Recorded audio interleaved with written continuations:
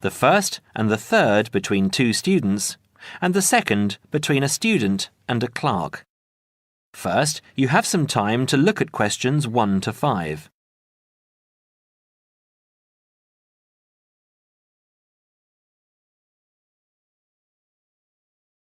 Now we shall begin.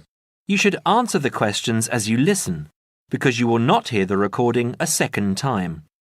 Listen carefully and answer questions 1 to 5. Hi, it's Mike, isn't it? Yes, and you're... Phoebe. Phoebe, right. Where are you headed? I'm looking for the main hall. So am I. Are you going there to register for next year? Yes, I was told to go to administrations and fill in an application form. That's what I'm about to do. I went to information and they told me it was at the end of this corridor. Then we have to turn left and immediately right. That should lead us to the exit, where opposite we should find the entrance to ground level main hall. It's a big old red building. From there we need to go to the first level and then follow the signs. Apparently it's the second office opposite the foyer. It would be pretty hard to miss. That sounds easy. It shouldn't be too hard to find. Well, since we're both heading in that direction, let's go together. Hopefully it won't take too long. I haven't had anything to eat and I'm starving. Me too. Well, how about I go to the canteen and get us something while you make your way to the main hall? I'm sure there's going to be quite a wait. There always is. I can meet you there. Sounds like a good plan. What do you want me to get you? How about a chicken and salad roll and a drink? Okay. What if they don't have a chicken and salad roll? Anything similar like ham and salad or just plain salad and cheese. Oh, and don't forget the drink. I feel so dehydrated. No problem. What type of drink? I don't know. How about a Coke? No, nothing like that. Something healthier. An orange juice? They're usually full of sugar unless you get it freshly squeezed. Water? Yes, that's perfect. Here, take £2. That should cover it.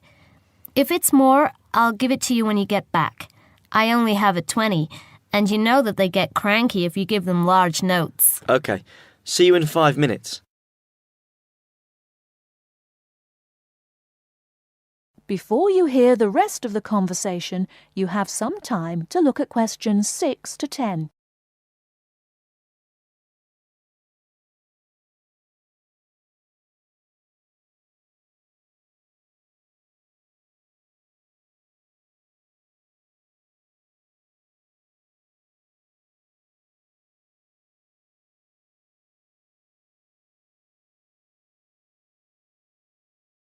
Now listen and answer questions 6 to 10.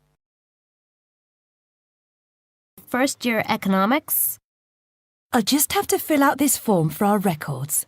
What's your name? Phoebe Payne. Can you spell that for me? Sure. P-H-O-E-B-E-P-A-Y-N-E.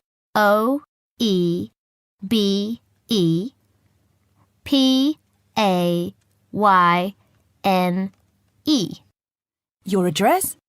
6 Wainwright Avenue. That's W-A-I-N-R-I-G-H-T,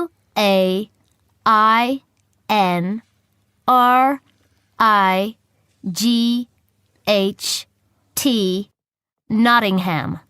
Nottingham. And your phone number? It's not connected yet. I've just moved in. Okay. When you get your phone connected, contact us. I'll just make a note that your phone number is to be advised. I'll do that. What course were you doing? Law? No. Economics. First year. First year economics. Yes, that's right. Okay. Take this card across to the economics department and get it stamped. And then you need to come back here to pay your fees. I've made an arrangement to pay in installments. Do you have any documentation verifying that? Yes, I have a statement from administration. Okay, when you return, we'll have a look at it. Thank you very much. Here you are. It was quicker than I thought, but I have to get this card stamped and return here to organize my fees. That's good. It means that I won't have to wait long either. How did you get on? What with? Oh, the food. Well, there wasn't much left, so I got you a cheese and tomato sandwich and water. That's fine. Do I owe you any more? No, I need to give you back £3. But I only gave you 2. Oh, yeah. I thought you gave me a fiver. OK, so we're square. So what do I have to do? Go to the desk and give your personal details. Then they'll give you a card that you need to take to your faculty. What's your major? Environmental science. Okay, so you'll have to take the card to the environmental science faculty and get the card stamped, return to administration in the main hall, and organize your fees. And that's it? Yes, that means you're registered. Then we receive a letter with the details of our course where we'll be informed to go to the notice board or online to find out when and where our lectures are. OK. Let's have this bite to eat first. That is the end of part 1. You now have half a minute to check your answers.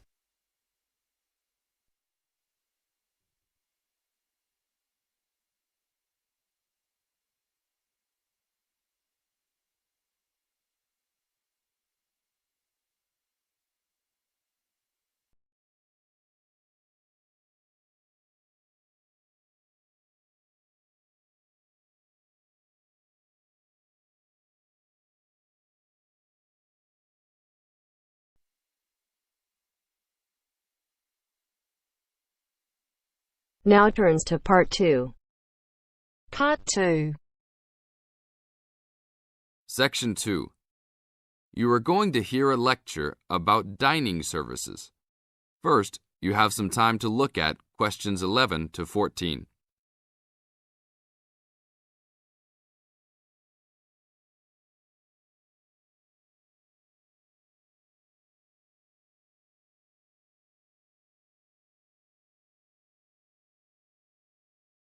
Now listen to the tape and answer questions 11 to 14.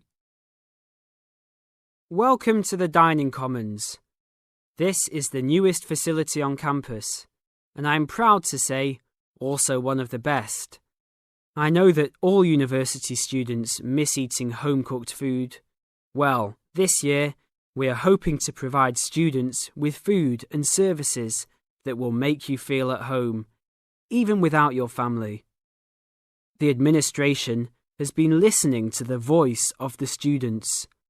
Students gave us frequent suggestions last year as to how we could improve the university. One of the most frequent suggestions was improving the dining options. We have been working hard all summer to come up with ideas that will make student life in the dormitories more pleasant. One of the new options we are offering in the dining facilities is variety in student meals. Last year, there was a set menu for every dinner, so if students didn't like the food, there was no choice. Students had to eat whatever was served. But this new dining facility has 3 completely unique areas, each with a different theme. At every meal, there will be 3 options for students to choose from. For example, there might be Italian food at station number 1, which might consist of pizza and pasta. At station number 2, there would be American food, consisting of hamburgers and hot dogs. At station number 3, there could be vegetarian soups and salads, accommodating all the vegetarians. We hope that with the greater selection of food, all students will find something to their liking. Now look at questions 15 to 20.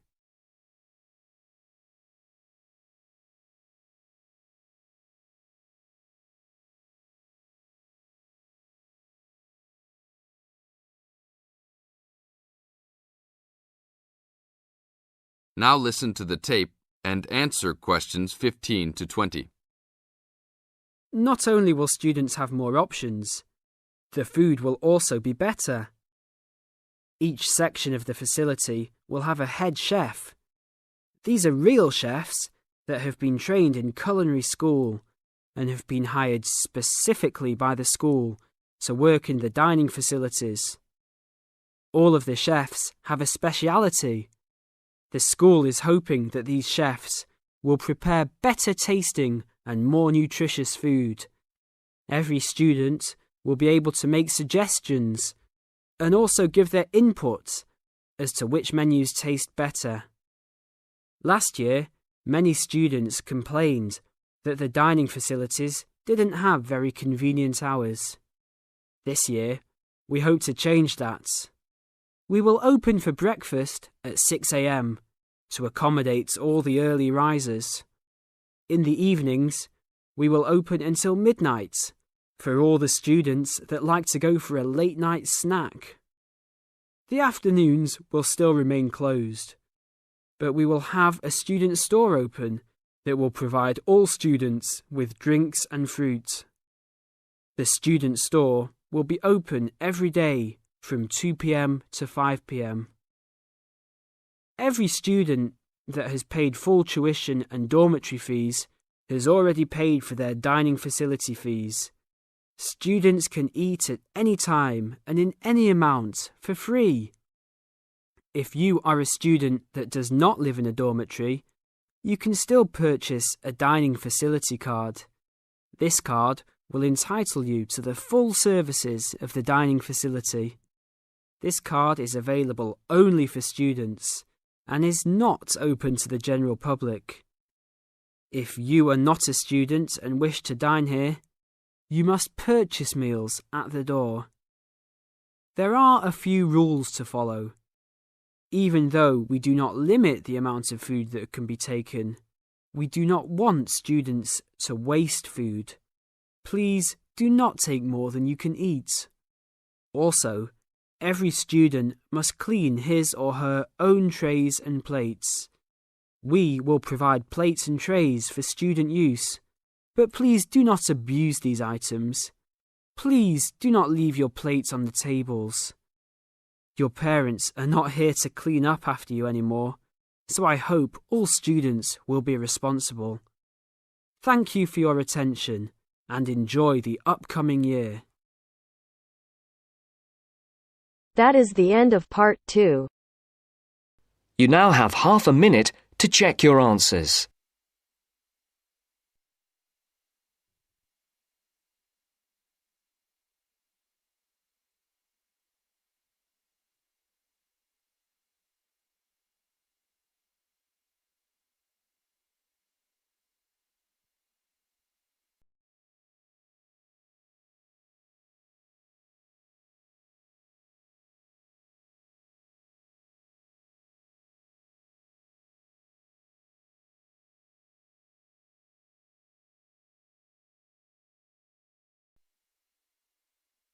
Now turns to part 3. Part 3. You'll hear a discussion between two students and their teacher on a planned charity event. First, you have some time to look at questions 21 to 25.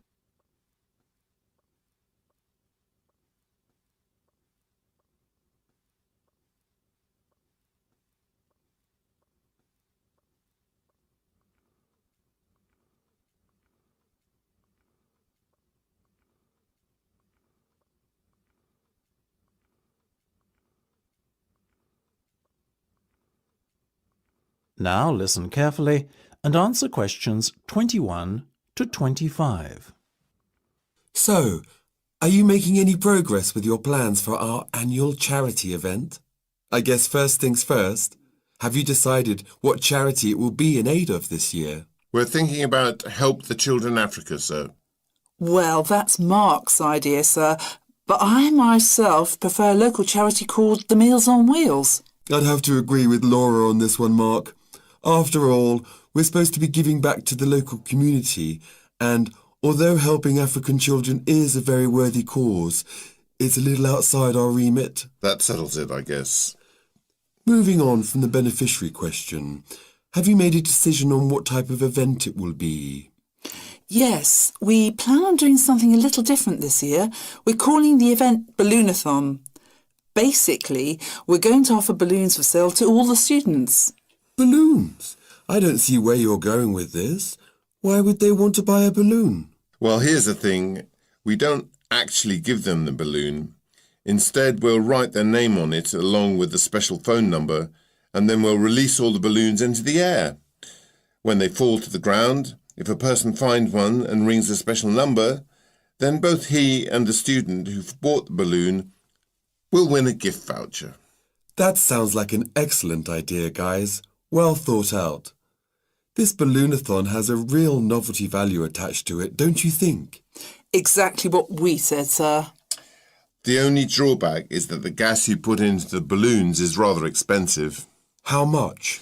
About £20 per canister, and we'll need about 10. And how many balloons are you planning to blow up? Well, there are over 1,000 students in the school, so if even 1/3 of the students buy one, we'd need about 350 balloons. We've decided to order 500 so we don't run out. The good thing is we can return the canisters of gas if we don't use them, and the balloons aren't expensive, so there's no real risk of us spending a lot of money without getting a good return. You two have really thought this one out. I'm impressed. Before you hear the rest of the discussion, you have some time to look at questions 26 to 30.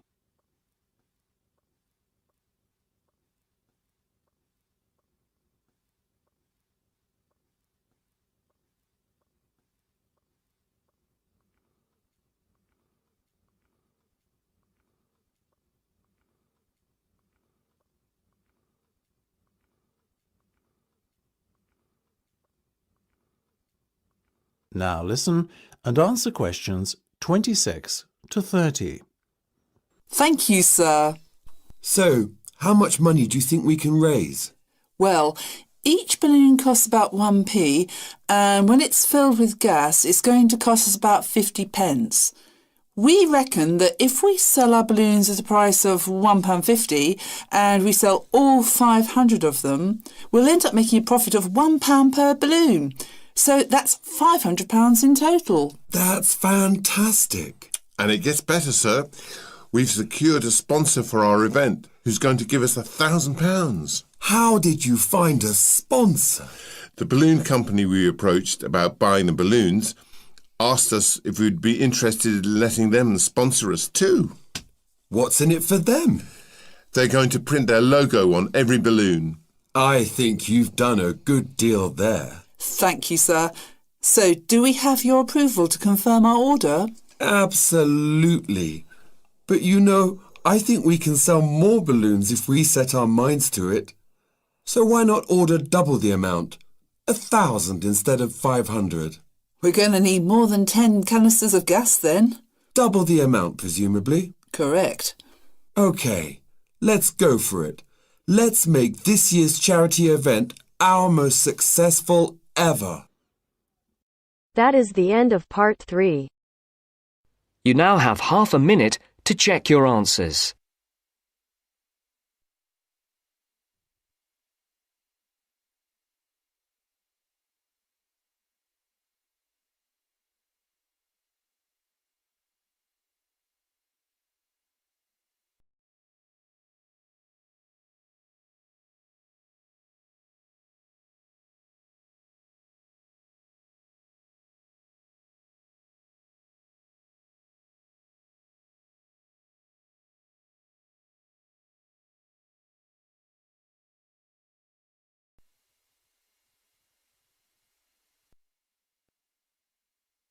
Now turns to part 4.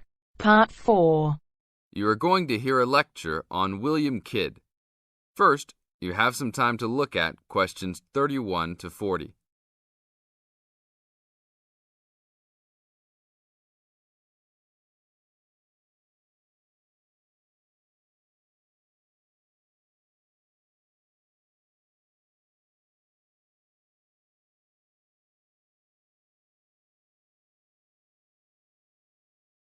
Now listen to the tape and answer the questions.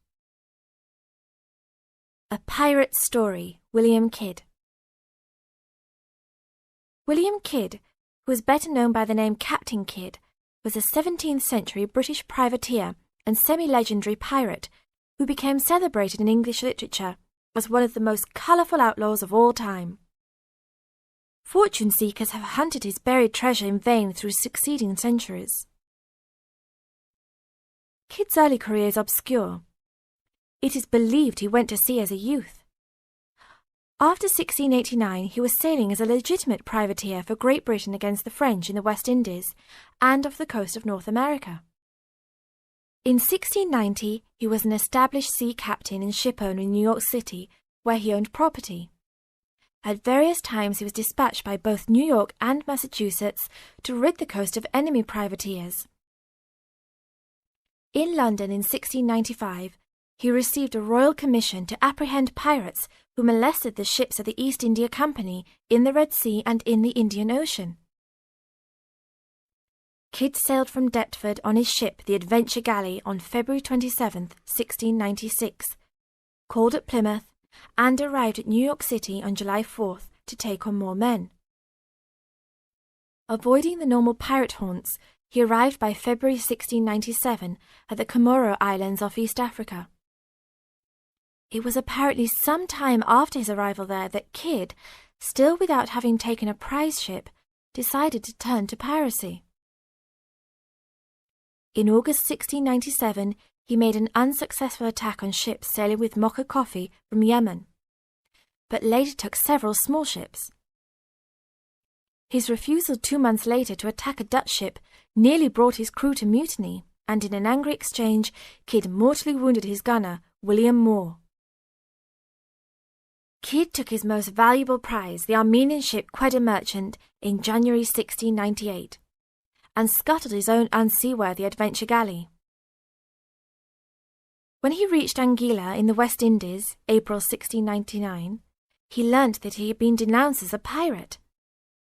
He left the Quedagh Merchant at the island of Hispaniola, where the ship was possibly scuttled.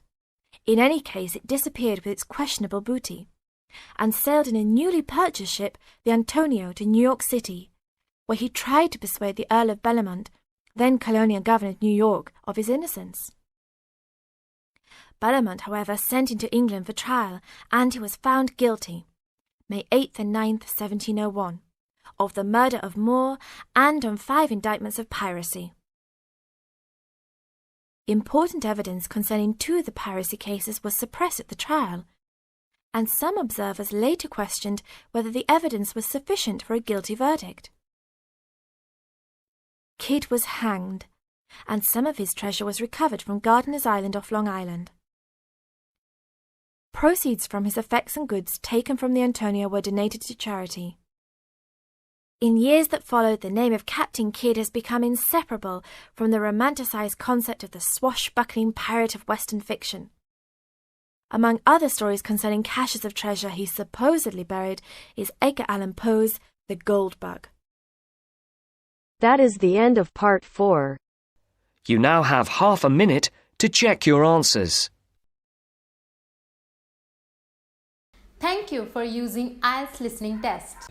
There is a good news for you guys. Now you can practice unlimited speaking tests on our application Baby Code. I know some people will say कि मैं तो अपने friends के साथ practice कर लेता हूँ, मैं अपने इंस्टीट्यूट में रोज टेस्ट देता हूँ या मैं मिरर के सामने प्रैक्टिस करता हूँ. लेकिन रोज 1 या 2 टेस्ट देना is not enough to clear IELTS. और आपके फ्रेंड्स और मिरर आपको वैल्यूएबल फीडबैक कभी नहीं दे सकते. लेकिन अगर आप बेबी कोड एप्लीकेशन यूज करते हो तो आप कहीं भी और कभी भी अनलिमिटेड टेस्ट दे सकते हो. बेबी कोड पे प्रैक्टिस करना is like having a personal teacher. App will take exam like a real examiner. After test you can check your grammar, fluency or pronunciation mistakes. Even you can check your band score. This app will provide you free test every day. So do not forget to try, link in the description. But if you need more test access, it will just cost you $3.99. Wait, if you use my promo code IELTS50, that will give you even more 50 rupees discount. Now it's like a one-time meal money. But this will help you to crack your IELTS exam.